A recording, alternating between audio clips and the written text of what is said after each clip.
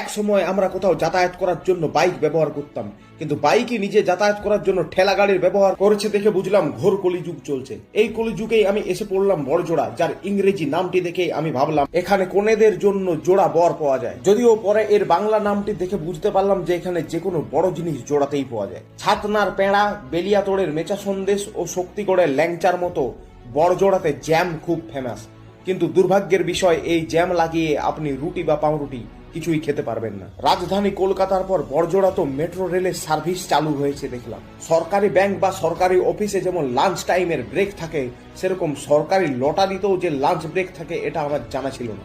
এখনকার সময়ে প্রচুর ওটিটি প্ল্যাটফর্ম হয়ে পড়ার কারণে নিজেদের একটা স্টেবল ইনকাম ধরে রাখার জন্য বাংলা ওটিটি প্ল্যাটফর্ম হইচইকে বড়জোড়ায় এসে রেস্টুরেন্ট খুলতে হয়েছে। আর শুধু হইচই নয়, বলিউডের সব থেকে বড় মিউজিক কোম্পানি টি সিরিজও এখন কুলার বিক্রি করে বড়জোড়ার বাজারে। বড়জোড়ার বাজার এতটাই বিখ্যাত যে নোবেল প্রাইজও এখান থেকে কিনে নেওয়া যায়। দোকানে চাবি লাগিয়েও দোকান খোলা আছে বলে তার দোকানের সামনে সাইকেল ও মোটরসাইকেল রাখতে বারণ করে এক দোকানদার, কিন্তু সবাই তারে ডোগলাপন্থী ধরে ফেলে এবং সব সাইকেল ও মোটরসাইকেল তার দোকানের